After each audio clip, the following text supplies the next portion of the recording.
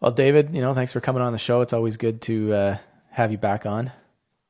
Good to see you again, brother. How you doing? Doing pretty good, doing pretty good. I know you're in Colombia right now, eh? Indeed, yeah, I have an opportunity to be in Medellin, one of my favorite cities in the world. So, yeah, broadcasting live from Medellin, Colombia, you and yours today. It's good to be with you. Yeah, that's it. That's all. And part of this conversation today will certainly be some of that South American politics, with some interesting stuff going on, including what's happening in Brazil and some of the crossovers between the claims of election fraud and some of what happened in the U.S. Both with, I mean, when you really think about it, like even Hillary was claiming that there was potentially some stolen election, even in the 2016.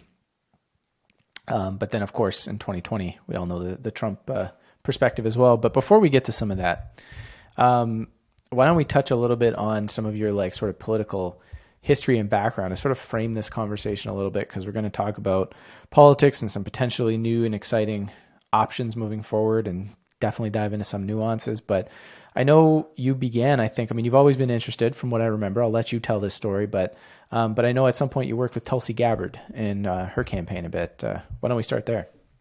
For sure. Well, before Tulsi, I worked with the Bernie Sanders campaign on the Mm. ground, I'm sure in 2016, when everyone gave him a 1% chance to do anything. And he had a pretty successful insurgent campaign, which built a pretty strong progressive movement around the country.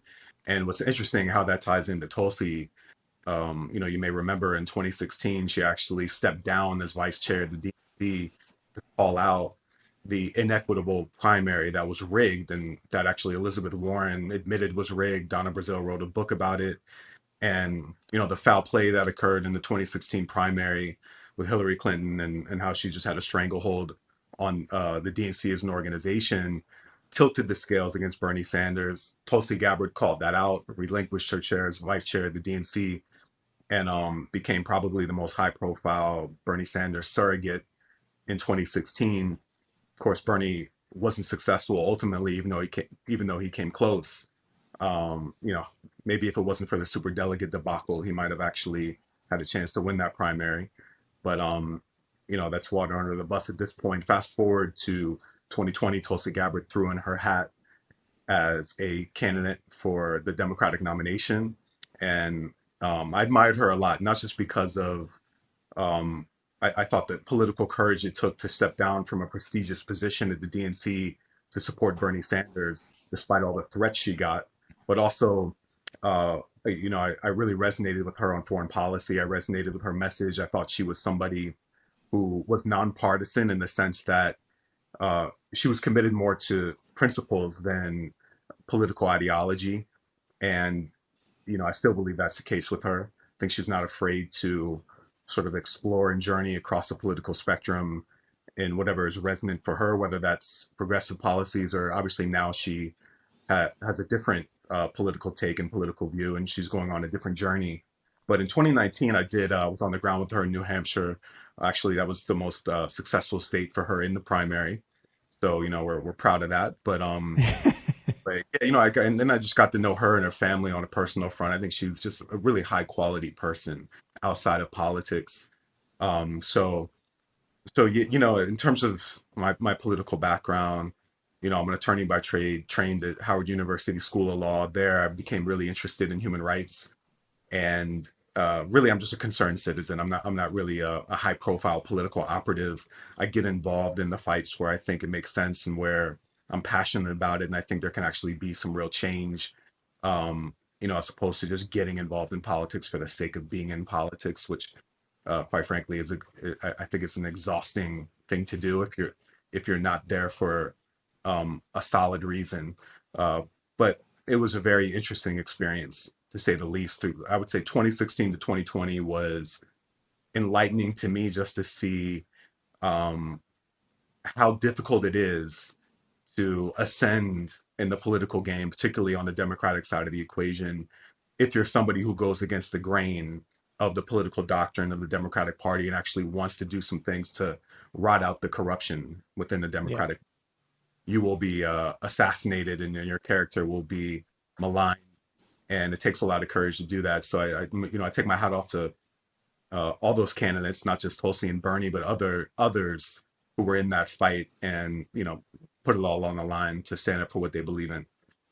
Yeah, and you touch on this idea of corruption within the DNC, which I recall back in the day, and we took so much flack for reporting on that because it was this idea that if you're exposing the corruption inside the DNC, which was on display, let's be quite honest, right? It was very, very obvious what was going on. You suddenly became a Republican by nature. So, you write about the corruption in the DNC and, well, you must be a conservative outlet. And I'm wondering, where do you stand in your own, personal perspective in terms of a sort of like a political philosophy, or do you not classify yourself as anything? For sure. So there was a time when I was a registered Democrat. That time has passed. I'm unaffiliated. I'm a nonpartisan, and to be honest, I think upholding the duopoly, at least in the United States, is not going to be a productive process. So, to me, the important question isn't whether you're left or right or whether you're Democrat or Republican. It's do you understand the rot in our institutions, the rot in the two-party system, and are you able to diagnose the duopolistic mentality that kind of puts a stranglehold, I think, on any kind of progress in our country. So, for me, it's much more about principles and standing up against, quite frankly, a lot of powerful forces that I believe are corrupting our society, corrupting our politics, corrupting our institutions.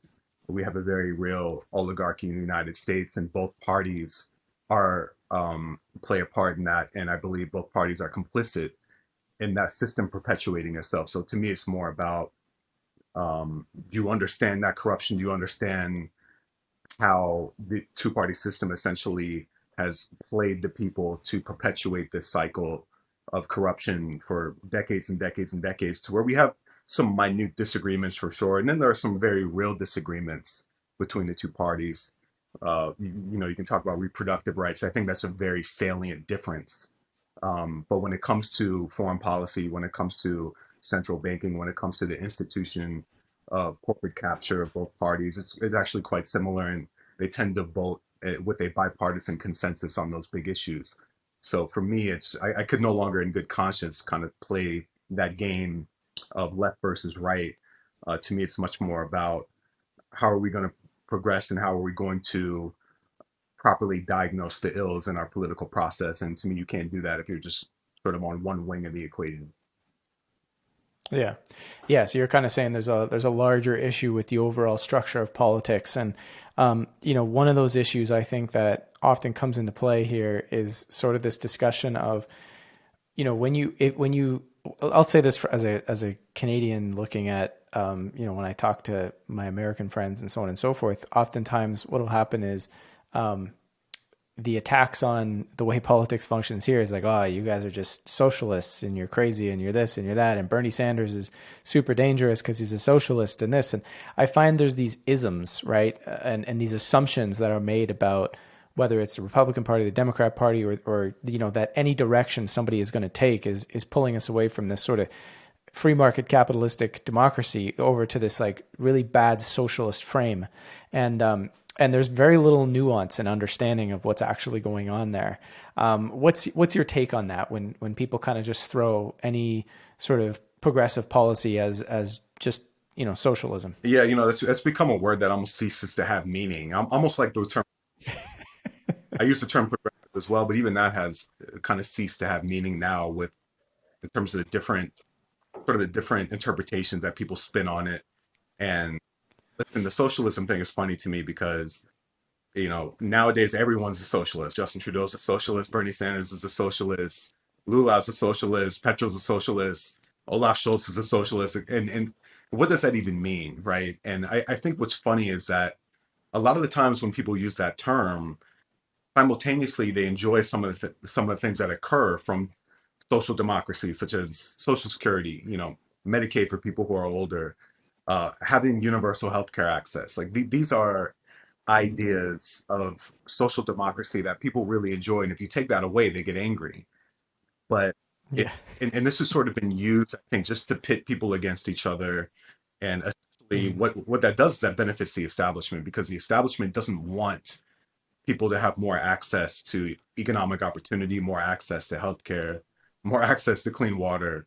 And these things can only come about if there's a stronger social democracy within our societies that says, hey, we need to hold institutions and our politicians accountable to make sure that they're bettering our lives. So there is a real thing as communism, right? I mean, there have been communists throughout history, but Bernie Sanders is not one of those people.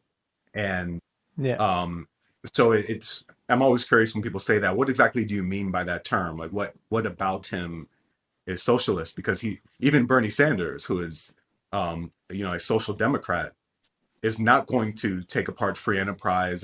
Does not want to take away the free market. It's more of a Nordic model where they have a free market, they have a capitalistic society, but they have a social democratic safety net to where people get something from their investment into Yeah. basically the social contract, right?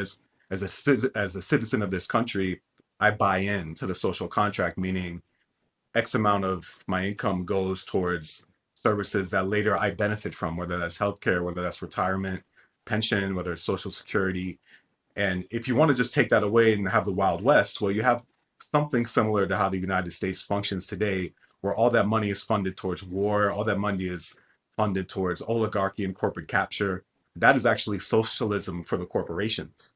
So, Yeah. it's interesting what we mean by that. And of course, these become very charged terms that almost cease to have meaning if we're not thinking critically about what we're talking about.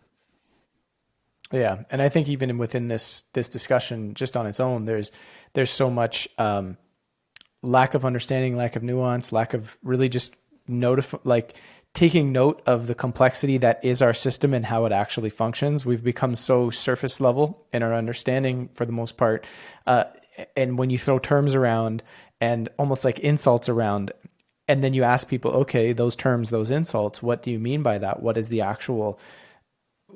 mechanism behind what you're saying? And oftentimes it can't really be explained or expanded upon. And I did a bit of an experiment on this actually on my Instagram, where I had posted a video of Justin Trudeau talking about vaccine mandates recently.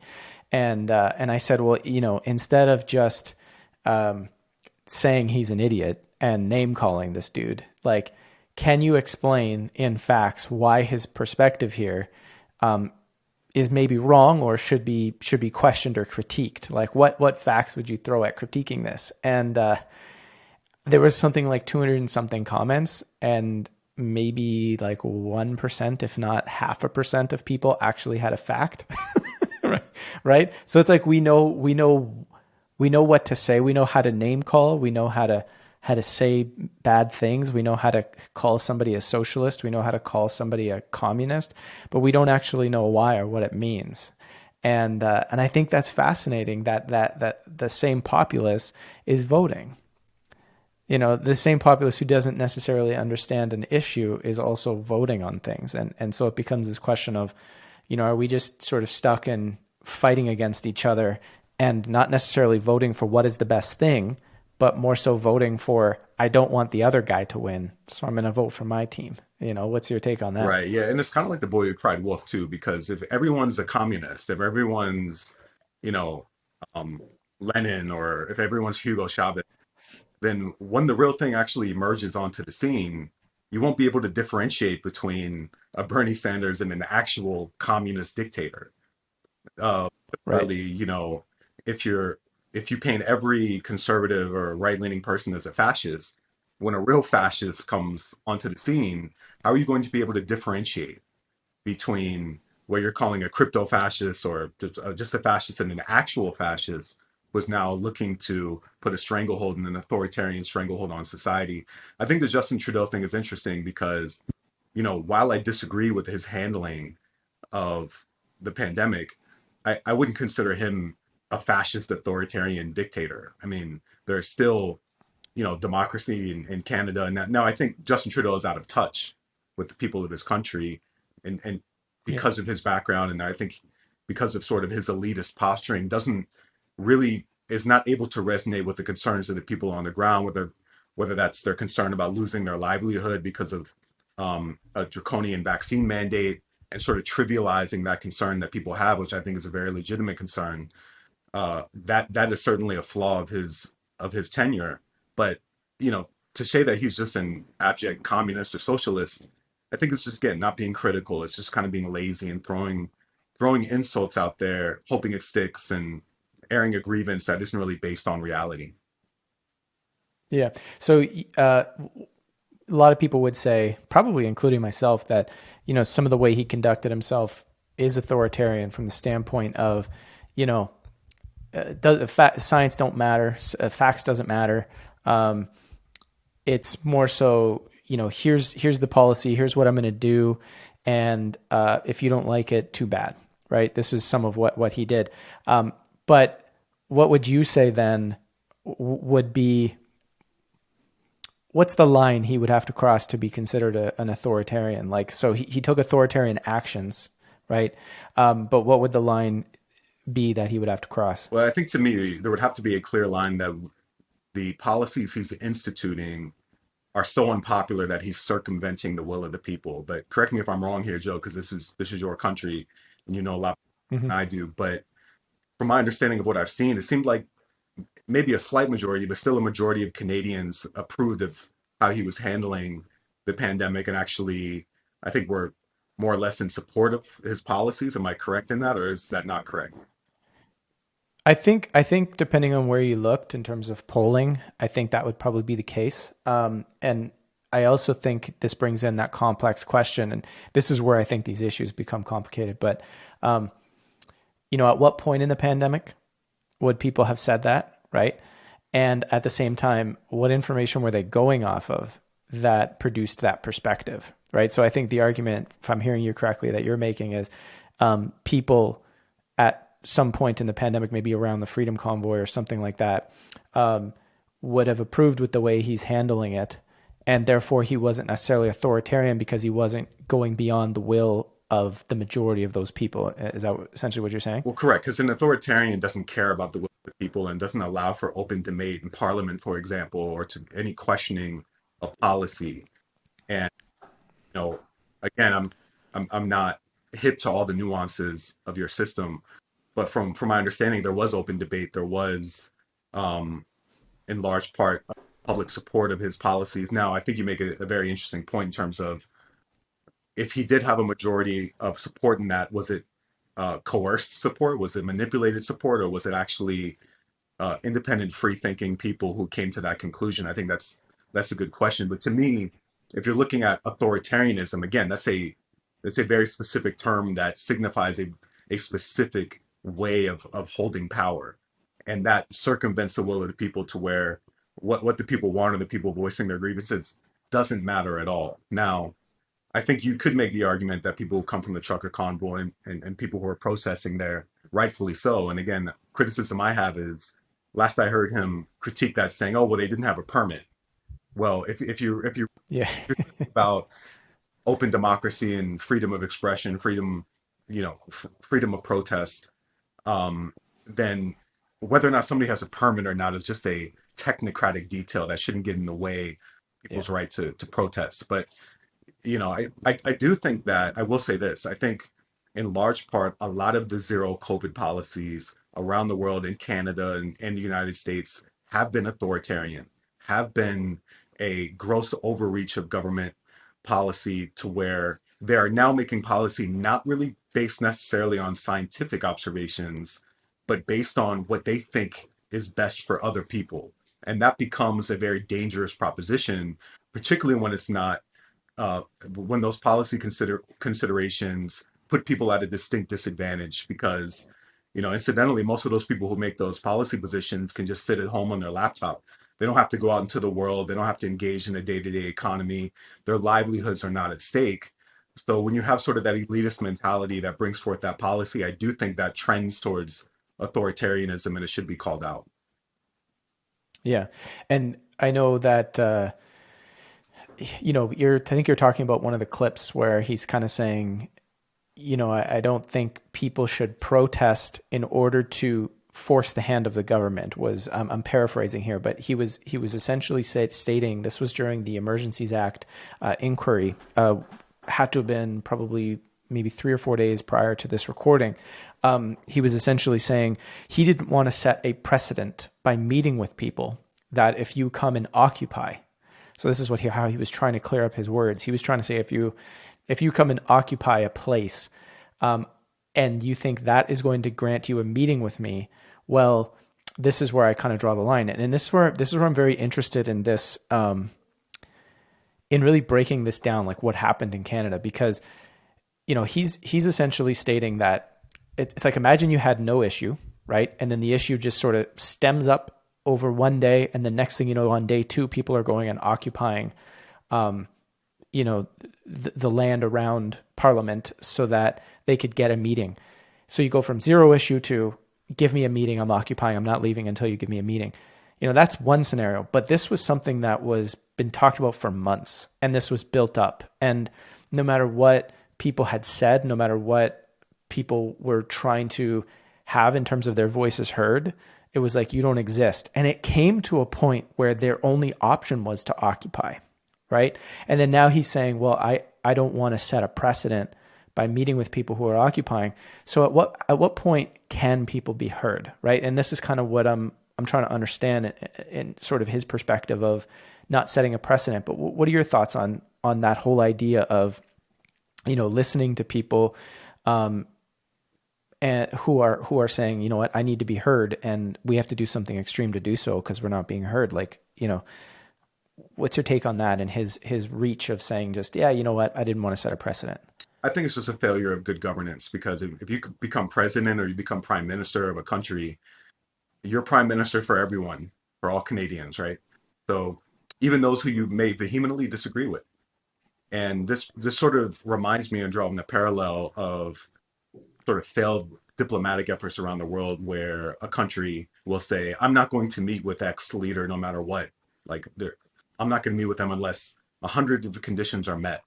But that's not how we reach across the aisle and actually come to some kind of consensus and agreement. The first step to that is to show mutual respect, to say, okay, I disagree with you, but I'm going to sit down, hear you out, and give you the dignity to have that conversation. Because in my view, he actually inflamed the protest by not doing that. He made the situation worse. And if your goal is social harmony and to bring everyone into a situation where all Canadians are heard and respected, he's achieving the exact opposite because of sort of this stubborn mentality of, I'm not going to sit down with them to set a precedent. Well, sorry, but that's your job. Your job as prime minister is to sit down with constituents, even constituents who you disagree with, to try to come to a resolution of this process, a diplomatic resolution. And I think, I don't know this for a fact, but I would imagine that the trucker convoy protest probably doubled down and maybe even tripled down because of his inability and his lack of willingness to sit down with them in a dignified manner and respect them as human beings and as Canadians. Yeah, I would say that, having spoken to some of the people that were sort of organizing during that time and hearing from them what they were really asking for and what it meant, it was kind of this feeling of, this is all we're asking for, and this guy won't even grant us this. Instead, it's like, it's continual assault. It's continual, like what I mean by assault, like insults, like, and the information war, and creating, bunk in the media to try and make this go away. And what's interesting about this is the political process would state that if you had an issue with vaccine mandates, you'd write your MP, right? And you'd say, hey, here's my issue. Go take this to Parliament and let's talk about this. And so that, Trudeau would listen. And from what I heard, talking to a lot of different people who wrote their MP, it's like most of them never got responses, right? And then, of course, if you're on the Liberal side, and here's the problem, if you're on the Liberal side or the NDP side, they're never going to bring that up. Oh, thousands of my constituents are concerned about vaccine mandates. Well, unless you were on the Conservative side, nobody was going to talk about that, right? So here's this odd question of, like, Trudeau is trying to say, within the system, the way it works, I can't grant precedent to these groups of people because that's not how the system works. But then all the people who use the system, and wrote their MPs, and we're playing within a system that can't help them anyway, right? Because of the very nature and the design of it and the division and well, I'm not going to, risk my political career. So now those people aren't heard. So now they're going, well, my only way is to circumvent the system, right?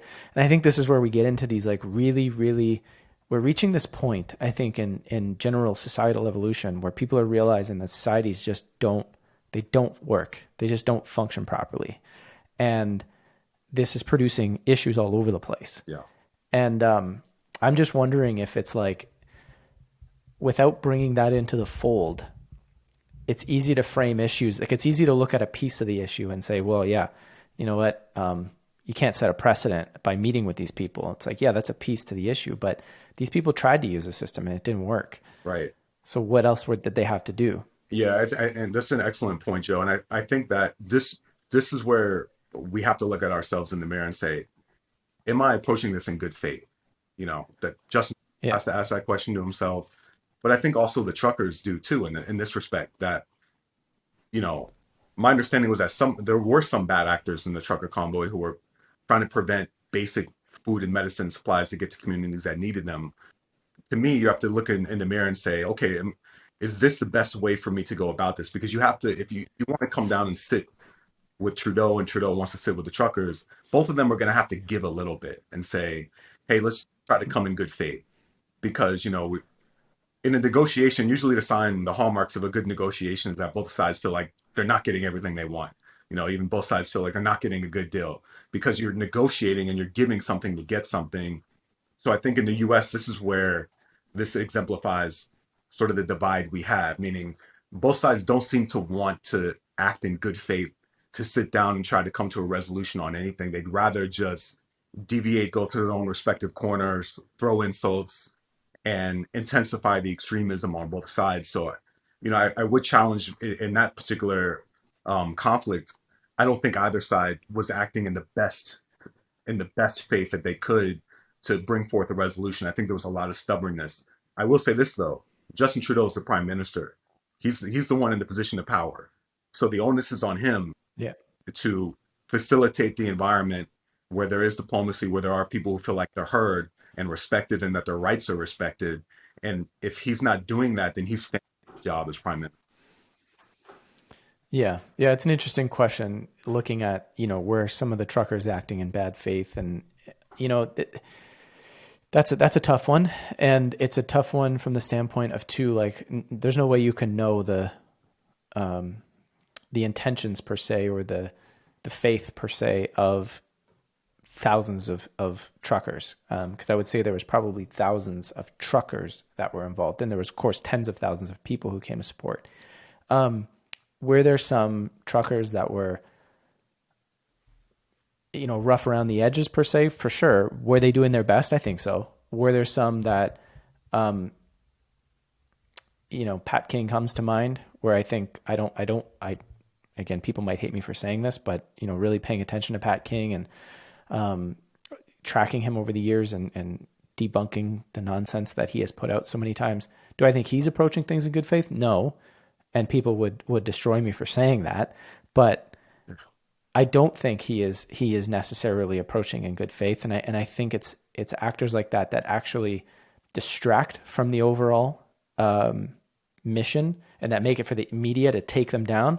But here, as I say that, I go to myself, gosh, like, is Pat King just doing his best? Does he think he's actually doing it? Because he might be, right? And so who am I to say that? But at the same time, it's like, this is what's hard about these things is it's like we almost require to some extent this cultural enlightenment of having more people within our culture know how to approach and strategize a situation.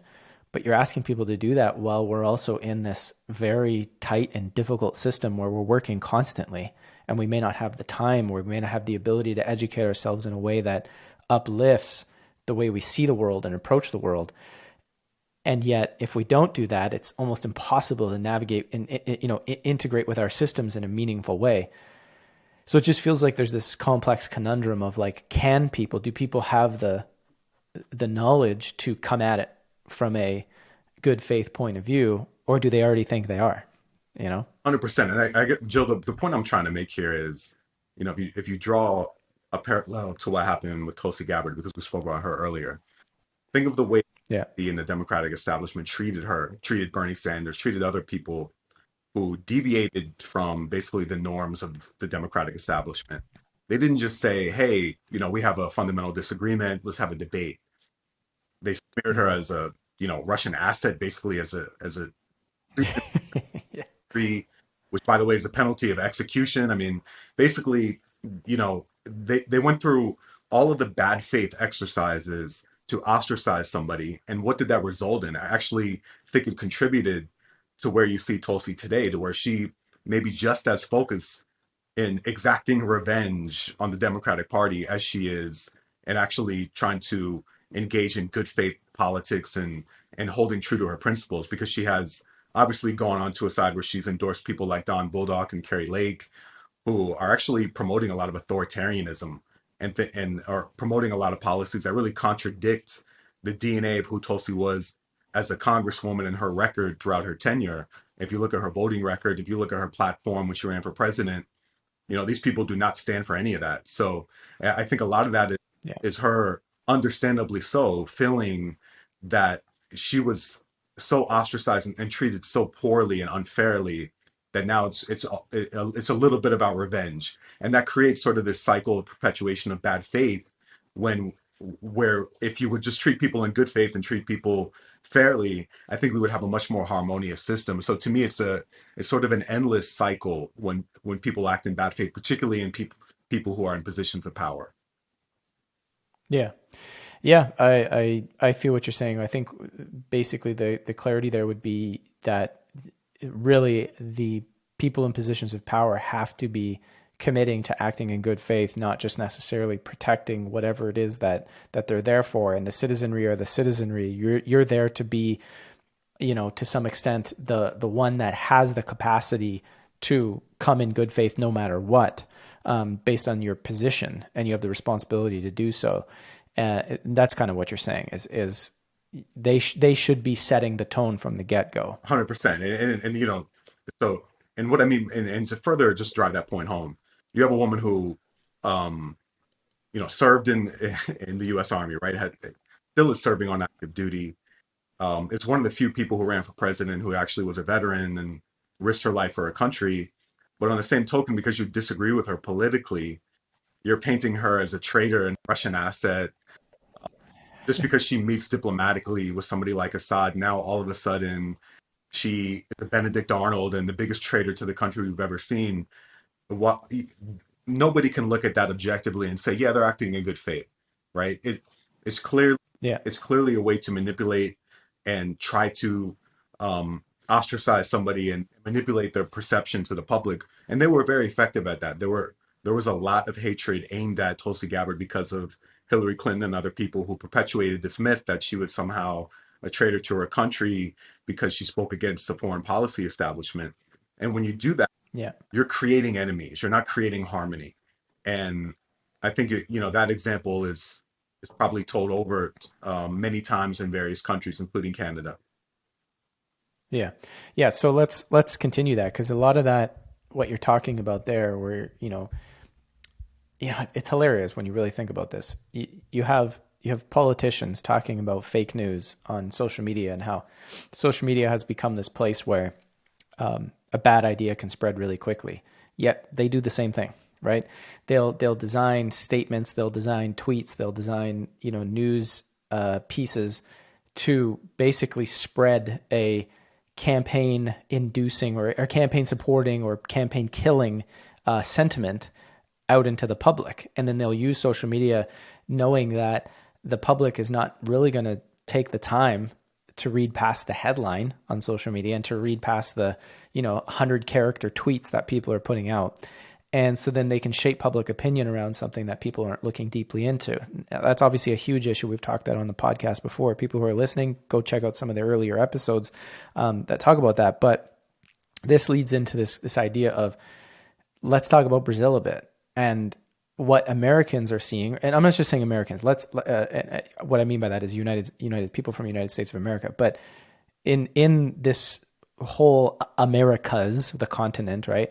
Um, you have people in Brazil, outside Brazil, all these things commenting on what's happening in Brazil. And it seems a bit of a redo of what happened in the United States with the 2020 election and Trump claiming and not wanting to concede the election and claiming election fraud, which again, I think these are reasonable questions, but the way in which they're talked about are often not in depth and nuanced. What's your take on what's going on in Brazil? Let's sort of start there. Like maybe give the listeners a bit of your perspective of some of the baseline facts and the way you're interpreting it. Just a quick moment before we get back to our conversation. If you want to support this podcast and all the work we do here at The Pulse and Collective Evolution, consider becoming a member of our Explorer Lounge. As a member, you get access to exclusive video content. You can watch all of these episodes ad-free, and you get access to our private social network where you can discuss and learn about many topics with a like-minded community of changemakers.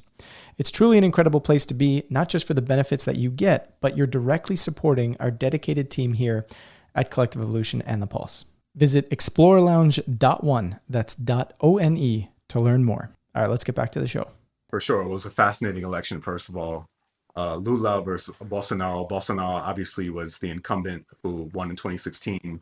Lula has actually served a couple of terms and was actually imprisoned, really promoted by Bolsonaro, and a lot of his acolytes painted Lula as this traitor to his country and said he was corrupt, threw him in prison. He was later exonerated on all charges because, they found out there was a lack of due process and insufficient evidence to convict him. So his conviction was overruled, which is, a very dangerous precedent to set. When we talk about imprisoning political rivals, for example, and there's been a lot of that discussion. Trump is somebody who I think if he was empowered and had the authoritarian ability to do that, he would totally imprison his rivals. And why that's so dangerous is because if you're doing that not based on the evidence, you're doing that based on, I don't like this person because they're my political rival, then you're going to see society devolve into a state where institutions are going to rot out. Nobody's going to have faith and trust in the system.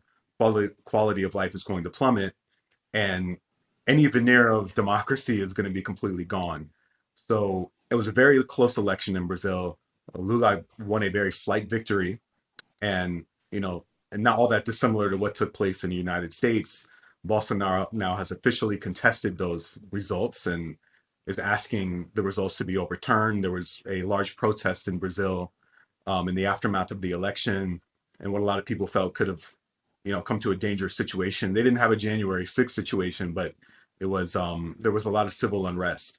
Now, what's interesting about this is Bolsonaro is being advised by a lot of the same people who advised Trump. Now, whether you like Trump and Bolsonaro or not, you have to find the humor and the irony of them calling foul here when they won the previous election. So to me, it's if you feel like the election was rigged here, what makes you think your election wasn't rigged when you won?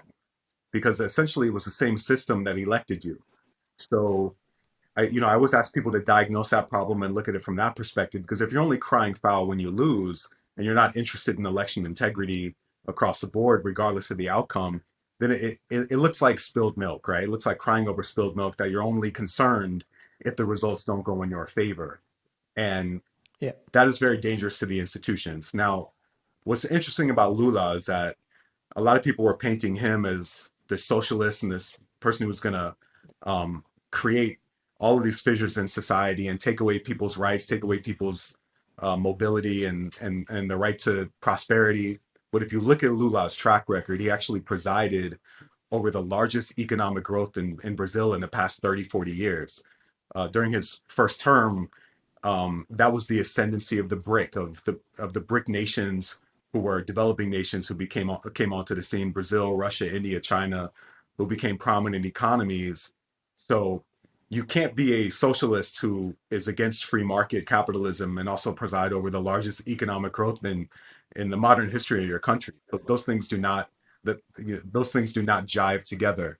And what's also interesting is that Lula's vice president, the person, his running mate in this election, is a center-right economist, a very respected economist, who's a free market economist. This would be if, like, Barack Obama chose Mitt Romney as his running mate, pretty much. So this is not somebody who's coming in to grab socialist power and basically leverage the power of the state against people.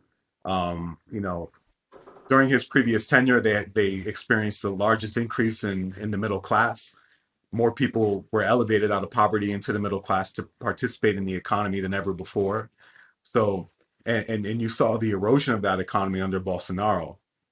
Also, you saw the erosion of environmental policies that really threaten the Amazon. So I always ask people, if you're demonizing somebody like Lula, how do you give Bolsonaro a pass for a lot of the rot of the institutions and not caring about the everyday lives of people or the Amazon? But you demonize somebody like Lula, who also, by the way, is calling for accountability on the side of Ukraine to actually come to the table and be diplomatic to bring forth a resolution to the Russia-Ukraine conflict. That's not something that a World Economic Forum puppet would do, right? So I think this is yet another example where we have to dive a little bit deeper and think a little bit more critically and look at some of the facts on the ground before we're so quick to say, oh, I like Bolsonaro, so Lula must be the devil, right?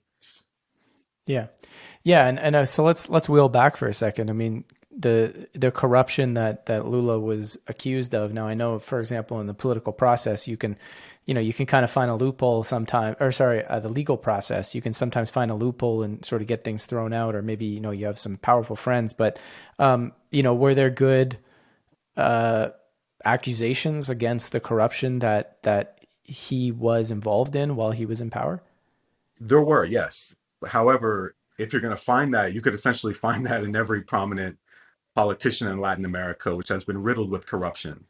So sort of this Yeah. double standard. And we know this because of the excellent journalism of Glenn Greenwald, who actually, I think, was responsible, in large part responsible for the exoneration of Lula because of his journalism, sort of exposing the lack of due process and the lack of constitutionality in terms of how they convicted Lula, which actually led to the overruling of his conviction. So yes, there was something there, but if there was something there, then you could essentially make that case, I guess, almost every politician in Latin America. So it was a very Or in the world in general.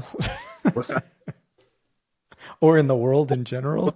Right. The difference between, and again, this is the danger in sort of demonizing your political opponent and saying, instead of sort of engaging in fair debate and saying, hey, let's just pit our ideas against each other and may the best man win. It's no, I don't want fair competition. I want this person in prison and taking them out of the equation so they can't be a rival. And that's Right. beyond a dangerous precedent. Yeah. Yeah. Because I mean, I remember when we were covering Trump back in the day, and the Hillary and that whole election, which I still am fascinated by, just the nature of what Trump represented and what he was, and the cultural moment, and all these sorts of things. But it was like you could see there was, this guy's not a clean guy, coming in, being a person who's been a good actor his entire life, in terms of comparing his actions to the average person. He's obviously committed crimes to some extent, but what I found fascinating was, to staunch Trump supporters, he was Jesus, and to the Democrats, he was the devil. But then Hillary, whose rap sheet is puke worthy, she's Jesus to Democrats, and Trump is and to Republicans, she's Satan. And I find it fascinating that there's no attempt, when we're on these political sides, to really notice what you were saying pretty much this whole podcast, which is this idea that the systems themselves are so wrought with corruption that they're just everywhere. And this duopoly, this system where you're always going to have people utilizing whatever they can to take out their opponent. Like, how is this a healthy thing for society? It just feels like citizens are stuck in the middle of what is a nonsensical situation, and we're caught, just arguing about surface level stuff without looking at the deeper meta crisis that's there. So this sort of leads to the election, or sorry, this question of, election rigging. I'm assuming you believe it's entirely possible, correct? 100%. I mean, I think that um, well, first of all, there have been elections that have been rigged throughout the world. There have been Yeah. there's been foul play in elections. This is documented. This is not a conspiracy. This is just fact. Now, whether the 2020 election in the United States, uh, whether that was rigged or not, I think that there's been enough of a good faith look at the evidence to say that it wasn't in any large way. There have been a myriad of lawsuits that have been filed. There's been a lot of forensic examination into it. I don't see any evidence that that election was rigged. Actually, I see more evidence that Trump was actually trying to rig it. You know, I didn't hear that one. if you look at basically him trying to intimidate Republicans in Georgia to find, 10,000 votes, say, I need you just to find 10,000 votes, do whatever you have to do to get it. That's not somebody who cares about election integrity. So, Hmm. um, but is it possible? Is there a rigging of elections that is taking place to the right now as we speak? Yes, there are attempts to rig elections.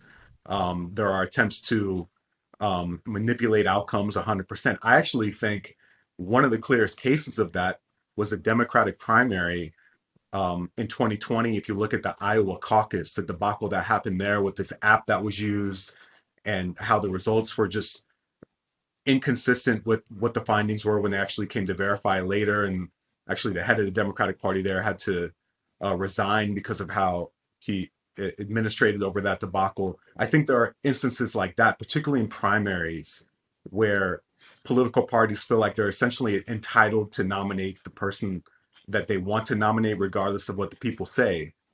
That is where we don't have a pure direct democracy, and people need to understand that.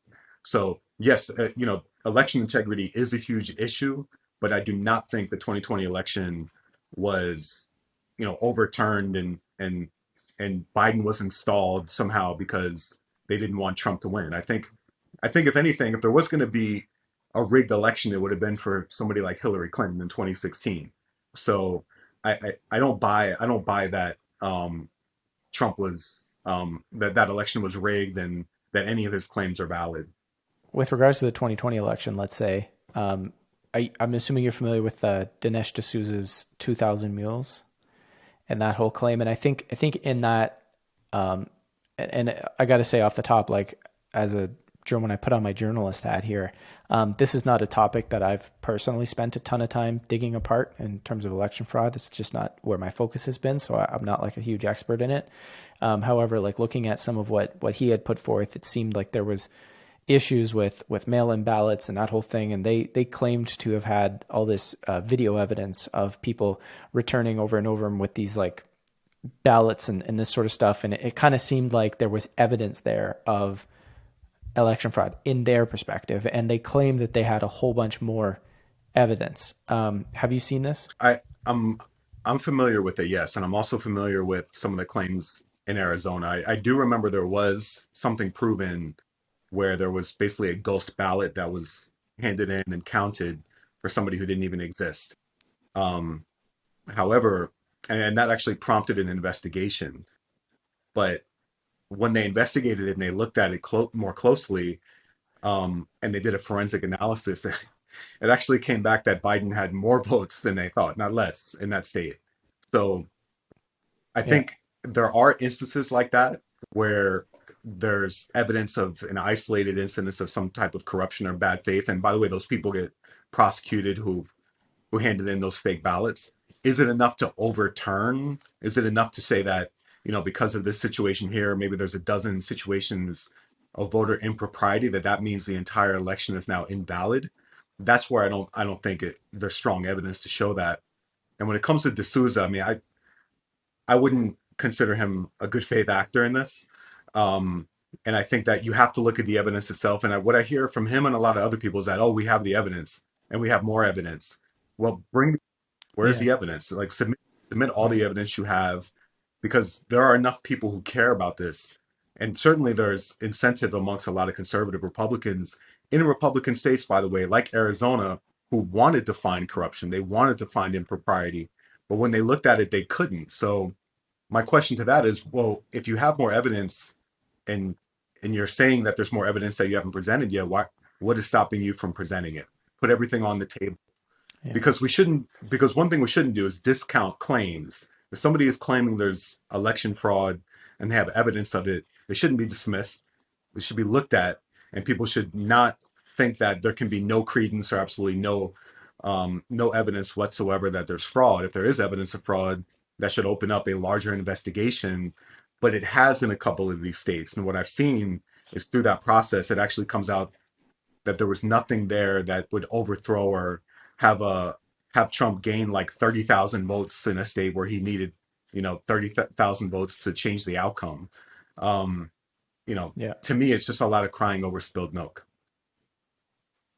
And, and yeah, I mean, I think too, because then people could turn around and say, which again, I maybe where my perspective is, people could turn around and say, well, those investigations were maybe not overly trustworthy, right? And this kind of, I think, shows the lack of trust people have in the institutions in general, which I do think they've arrived at that lack of trust of institutions in general based on, maybe partly evidence and partly ideas that are not necessarily well backed up, but that spread.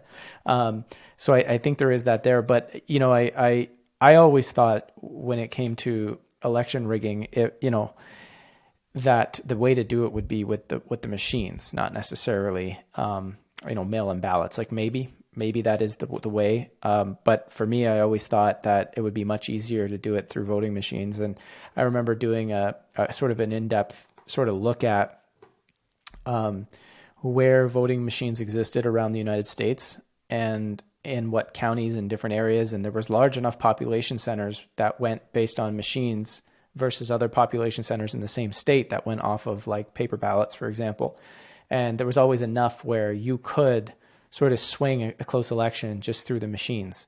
And I thought that was interesting. I think I made a video on that. I believe it's on the Pulse, but it might actually have been before that. I can't remember.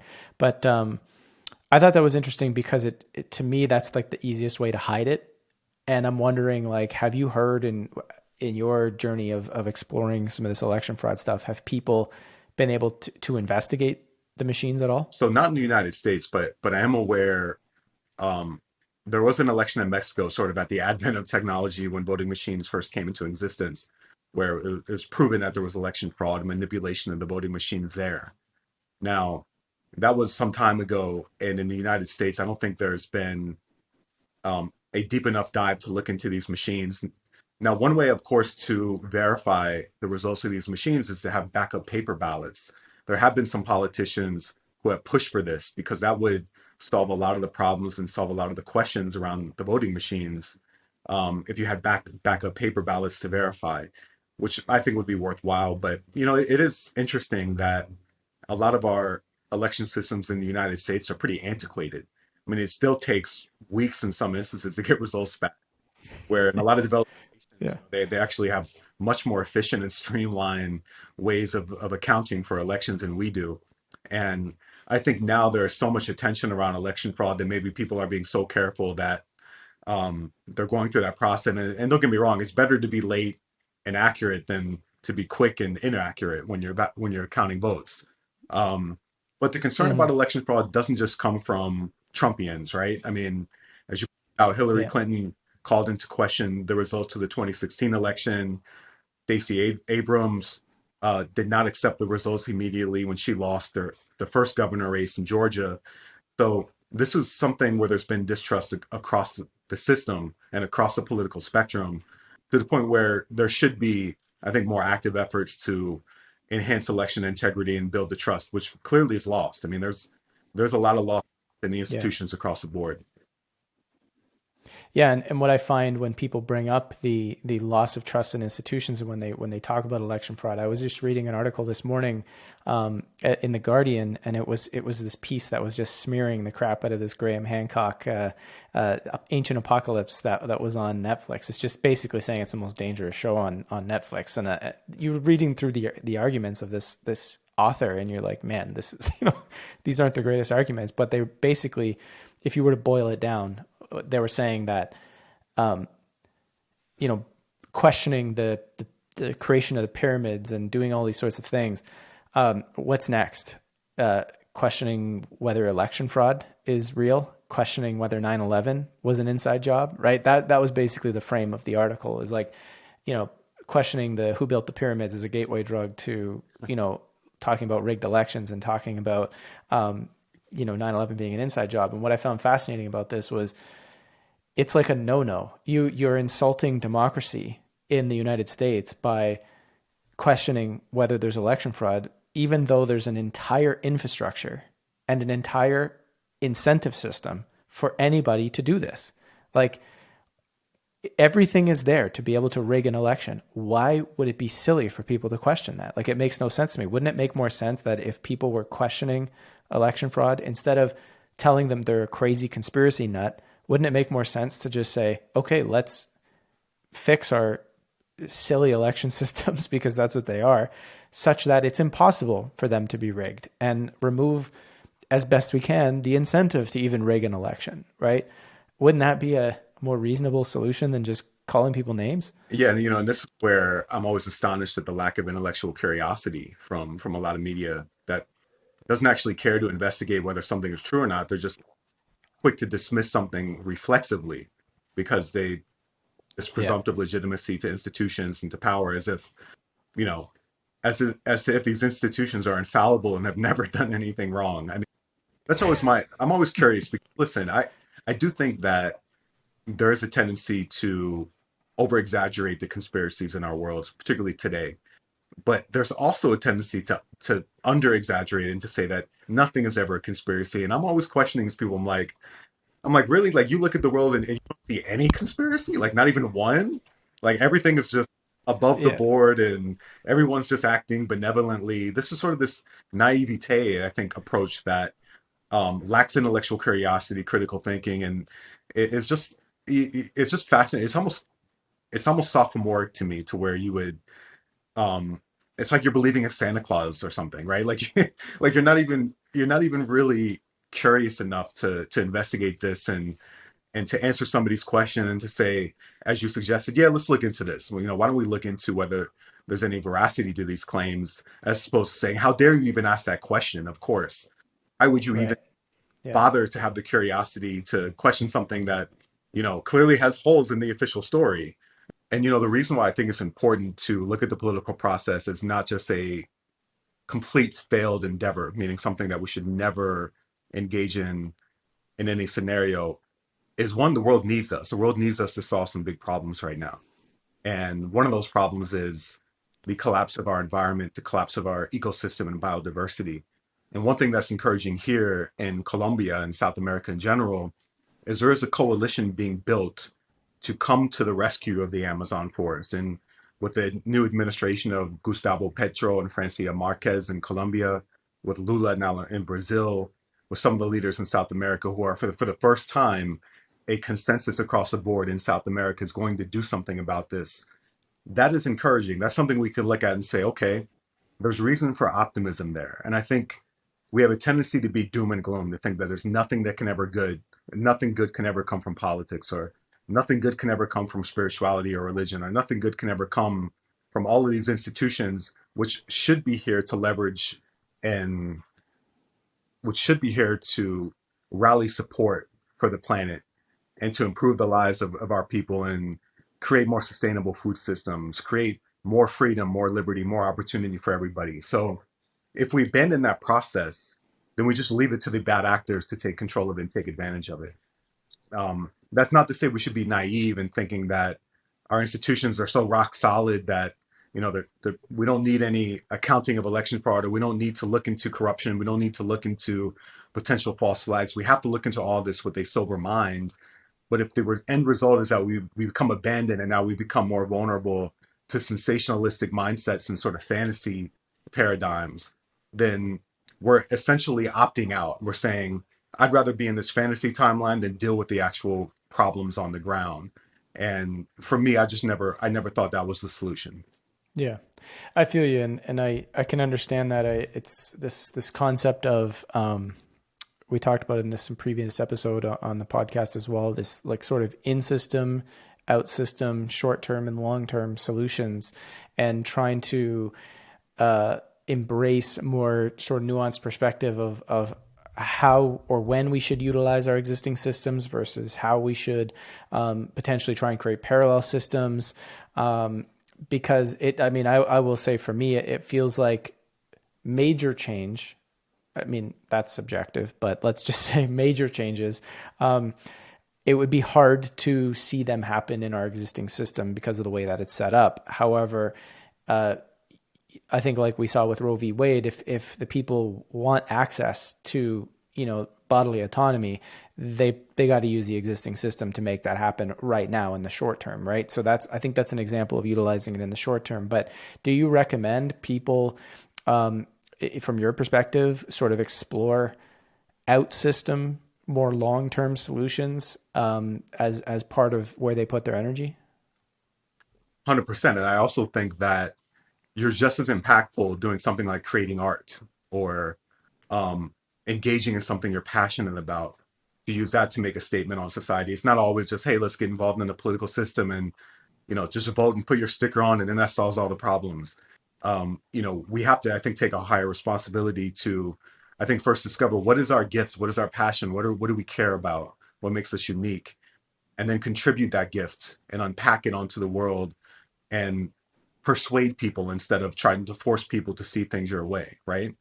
And to me, that can happen in the system, outside of the system. I think we need everybody at all their manning all their stations, right, to kind of bring forth this kaleidoscope to where we can actually create a world that we all envision, that we all, I think, want for each other. But we're just so partitioned off into these tribal identities at this point in time, and our institutions have been overrun by bad actors, oligarchs, elitists who do not have our best interests in mind. So I think first, to diagnose that, we have to understand that there is a problem, right? We can't just keep rowing the boat down the stream until we hit the waterfall and we crash. We have to understand, I think, the dangerous terrain we're in politically, institutionally, and then once we understand that, then we can start to solve and problem solve and come to resolutions.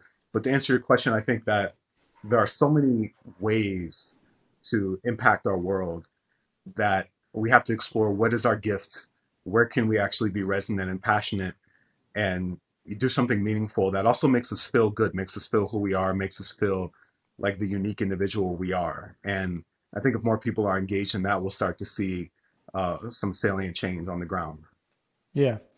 Yeah, it's sort of this feeling, if you will, of, sometimes it can feel overwhelming to think about all the things that have to change in the world, and that there's got to be like one way or one solution to sort of get there that everyone has to get behind. But I think similar to what you said, it's this idea that everyone's going to play their role and man their station in whatever way that works best for them. And I think the key is to not feel like the way that you believe in per se is the only way or that is the right way, but more so to hold this like, yeah, people are going to have to be playing in different ways. And that's part of us as a collective moving forward and doing things meaningfully. But at the same time that this is, the buttons got to be pressed in all different directions in all different ways. And trusting that process, that it's all part of it. Right. But, Yeah. in terms of just like sheer practicality, what I find is sometimes some of the coolest, most interesting solutions that are out system, rarely get a whole lot of attention because our attention is so on the existing system at hand. And so do you ever like, I often imagine like this tipping point, like, is there going to come a tipping point where humanity is willing to put enough energy into some out system solutions that it's not just pure energy into our existing systems? Do you know what I'm saying? Like I'm often concerned when we talk about these sorts of things that it's still too easy for people to just say, well, we'll just keep using the existing systems as the only thing. And they don't even hear about or know about things that are happening outside of our systems that are actually really inspiring. But it's because, people don't want to, they don't want to divest their energy from what's going on right now. So just because we don't know something's occurring doesn't mean it's not happening. And if all of our attention and focus is on hyperbole or is on conflict or is on political division, and people are tuned into those same stations of legacy media to where, they're constantly bombarded with chaos and division. Where we'll start to see change is when we start to platform, bring attention to, and prioritize those moments where people are doing amazing things out of the system or even in the system, but in a different and creative way. So I think this is where it's important to have the Pulse Collective Evolution, other media channels that are highlighting some of the other things that are happening in our world to where people can actually start to resonate with a different frequency, see people doing interesting things that come to the rescue of humanity and aren't always just, hey, let's just watch the news for a 24/7 cycle and get inundated with all the negativity and bad news out there. That starts to have an impact, I think, on overall psyche and our overall spirit. So, and this is the reason why you're not seeing, for example, a lot of media coverage on people coming together on something like medical freedom, to where you have people who support Roe v. Wade and support bodily autonomy against vaccine mandates. Why don't you see that? Because it's more profitable, and we're so invested in the system of us versus them that seeing that kind of coalescence is not something people are used to. But as people become accustomed to that, and there are more living examples of that, I think that's when we'll start to steer this tornado in a different direction. That requires us all, I think, to take the responsibility to not just be good faith actors, but be invested in each other, have Yeah. each other's back, and more cohesion. And dare I say, have an investment in the collective evolution of us all, because what's the alternative? The alternative is what we have today, and we know it's not working. Yeah. And you can say that. You can dare to say be invested in the collective evolution. You have my permission. No, just kidding. But no, but it's true. It's like it's a really hard thing to sort of navigate this question of how much energy do I put into something that does not yet have a lot of stakeholders, and what will I lose in the existing system, the existing paradigm, if I put my energy into those other things. And I mean, companies are seeing this everywhere. If you can't do something different and survive, and you will, by doing something different, the other people can dominate you very easily, and you may not have a place in the market anymore. I mean, we're going through this as a media organization because we're not playing the sensationalist game. We're not playing the super polarizing headlines and, all the stuff that's going on. Like, I'm watching colleagues in the alternative media space do very well with just pure sensationalism. And it's interesting because it was like, it's a whole new breed of sensationalism. It's like the polarity has grown so much that it's not like what you might have called sensationalism in like 2013, 2014. It's like a whole new animal now, right? And as a company that's saying, well, we don't want to go there, it's way harder to get attention. And part of that is social media is literally set up algorithmically to favor that, super sort of intense and polarizing content, and keep people down those rabbit holes. And when you're not playing that game, it becomes a lot harder. So, sometimes we'll have these internal battles of, do we just need to, be a little more sensationalist sometimes? Do we need to be a little more extreme just so that we can survive more easily? So it's a really, really tough position to be really connected to your mission and your ethos enough that you weather the storm of, man, we may not get a whole lot of attention on stuff for a little while until, things calm down, if they do calm down. And if they don't, gosh, we may have made the wrong bet, right? So I get that people have that difficulty, but I guess the question is, can you just stick to it and follow that heart? Can you follow what you feel in your industry and your choice and whatever it might be to sort of exist in that level of integrity, and then, hopefully not, depending on each situation, have to like go under or lose or not be able to play the game anymore. It's a tough one.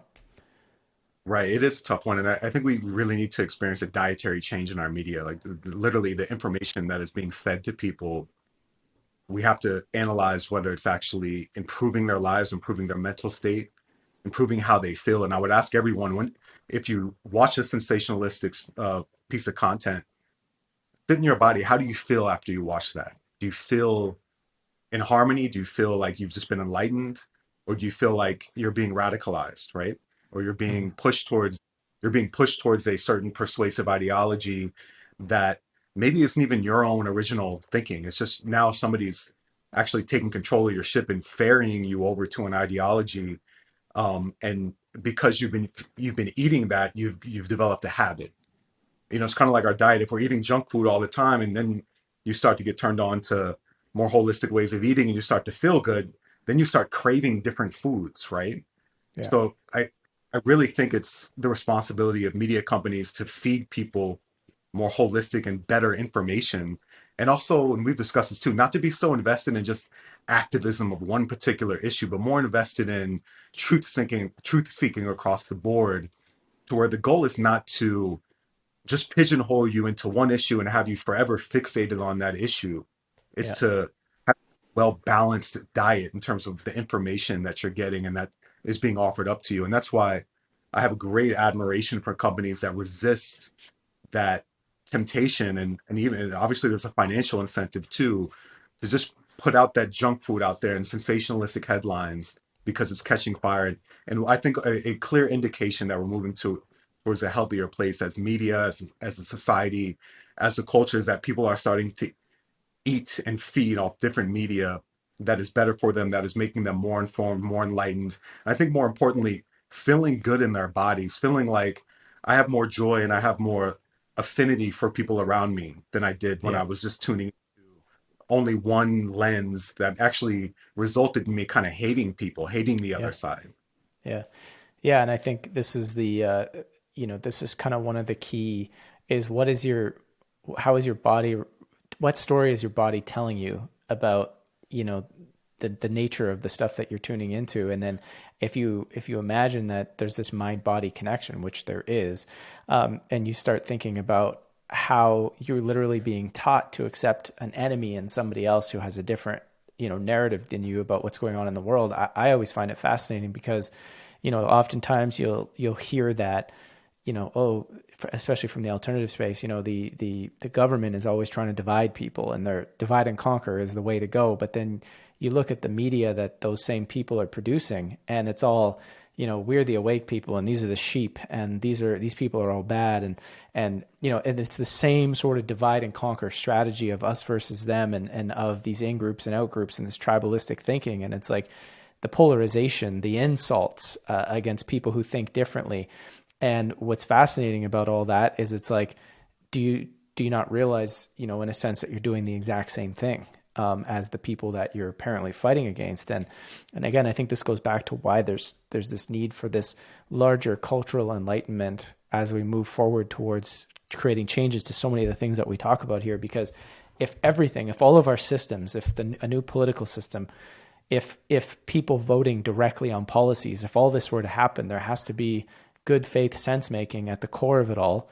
And then there has to be, the ability for ourselves to actually educate ourselves on a particular issue and not just vote down party lines or vote, in an ideological way. And so the question is, are humans, and I'm going to say this in a particular way, but it's like our, with quotations here, like, are humans ready in a sense for new systems? Or do we hold the perspective? Do we hold the, if you want to call it, intellectual and emotional and physiological maturity to actually, engage in a new system?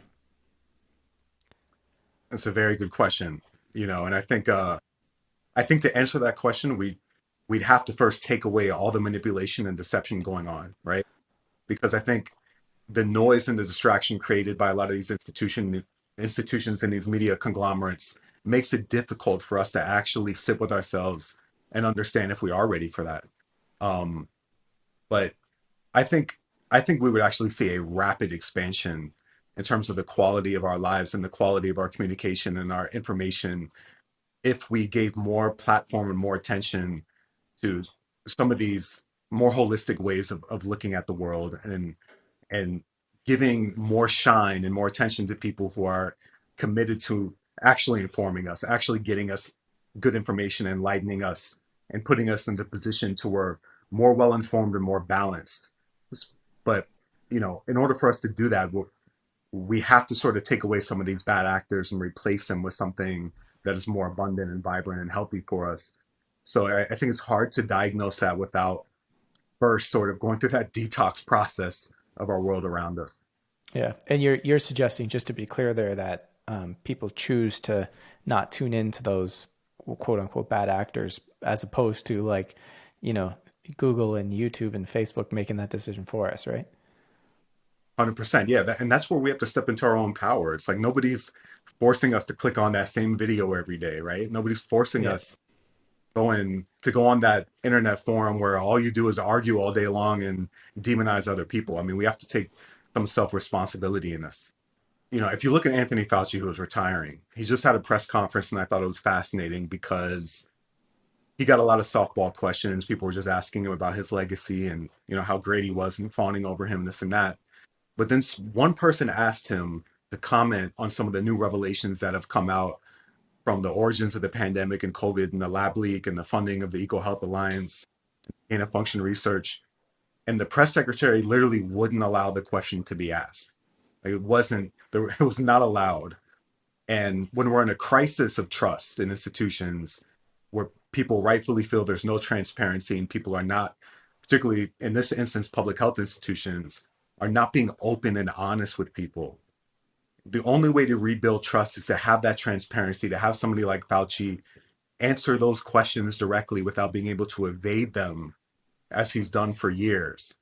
And, you know, when you look at, for example, and by the way, you know, this is speaking as somebody who thinks the vaccines have done legitimate good in the world. But when you look at the bivalent vaccines and there's only 10% of people above the age of 5 who have even taken it, why is that? Because people do not trust what they're being told, and they have reason not to trust it, because we now know that in some instances there was willful withholding of factual information that violated our informed consent and our ability to make an informed decision about a medical product that has a huge profit incentive behind it, and it undermines public faith. So to me, the legacy of Anthony Fauci is he has presided over a pandemic where the vast amount of people in the United States have lost institutional faith and trust in their public health institution, to where I think you'll see now moving forward very, very low vaccination participation, to where probably the only way to get people, you know, 60-70% of people to even take a vaccine moving forward will be to mandate it, which of course we hope never happens. yeah, But that's what happens when you have a society that is uh, built on coercion and not trust and not open dialogue and not transparency and saying, you know, we actually care about what's best for you versus we know what's best for you and do not question us, right? yeah, yeah. And I think that's where the sort of the wisdom in this moment really is, um, you know, hopefully in a big picture perspective, we're seeing the meta crises of the way our society is designed, the way our society is built, and the more of, you know, you could argue that, like, I'm not vaccinated. I didn't get vaccinated because I didn't feel that I needed it, and to me, it didn't make sense for my situation, and that was out of very careful research and looking at it. And I hope that the content we've put out on the Pulse over the last couple of years has been, I would say, pretty. I mean, we did a pretty good job, I think, of trying to be as balanced as we could about the vaccine. Maybe we didn't talk enough about some of the dangers of COVID infection. Sometimes there are some of those, but I feel like we did a pretty good job of trying to do a lot of that. And it's like, I think the challenge is you have this moment where people are realizing they were coerced and deceived about the nature of this disease and everything that's gone on, and you had a system that was basically just trying to force them into doing something. And the wisdom of it all is kind of this idea that people are now seeing a lot more clearly the nature of their system based on facts, meaning the facts led them to realize the nature of our system is bad. Now, sure, there are people who got, really extreme positions about stuff and are believing things that are totally not true, that also lost that faith in the institutions. But I think the common denominator between the educated people and maybe not the people who are as well educated on things is still that there's not a lot of faith and trust in the institutions. And thus the institutions need to change. Because I think it is extremely important that as a society, we have faith in the stewardship of a society. There needs to be stewardship to some extent, and there needs to be faith in it. So either way, we're left where people don't have faith. Like I have no faith in the institutions, and I don't hold extreme positions about the vaccine. I've watched people lie over and over and over. I've watched Fauci, not want to tell the truth over and over and over. So it's this odd position of how do you restore faith when those institutions don't really, like if you were in a relationship, you would have to find ways to build trust again, right? If somebody did something that was, really against what you guys agreed upon. And that's a tough process, right? That's not easy. And people have to come to the table ready to, on both sides, be willing to do that. And I think what you're talking about with Fauci, that's the institution saying we're not coming to the table under good faith to try and rectify this situation. 100%. I mean, I think that, when you look at the CDC, it's a perfect example of an institution that has to go through wholesale and, the people presiding over it. But I would argue even philosophically, their approach to rebuilding that trust, and that's going to take a lot of time because you want to trust your public health infrastructure. You want to be in a position where, hey, listen, they're looking out for me. This is again part of my social contract investment for them to be instituting policies and measures and creating products that have a clear benefit, and that benefit is transparent and honestly communicated, and there's no withholding of information or paternalistic dictating as to what you have to do, and don't worry about the details or the facts because we know what's best for you. It's not how you build trust, and it's not how you operate with other adults in a way where people feel like they're mutually benefiting from this relationship with our public health institution, and clearly we're not there. Yeah, absolutely. Well, hopefully this continues to be. I think with this conversation, what I take away from it is again this sort of necessity for people to be a little bit more engaged in how they see the world and the media they're consuming and where their perspectives are coming from, and questioning whether they've been caught up in narrative capture, and wondering whether or not they, how do they know that what they believe is correct? Like, how do you know? Or are you just trusting somebody else? Or, sometimes we claim intuition. Well, intuition can give us an insight or a gut instinct in somewhere, but it doesn't tell us every single fact. How do you know that your intuition is correct, right? Right.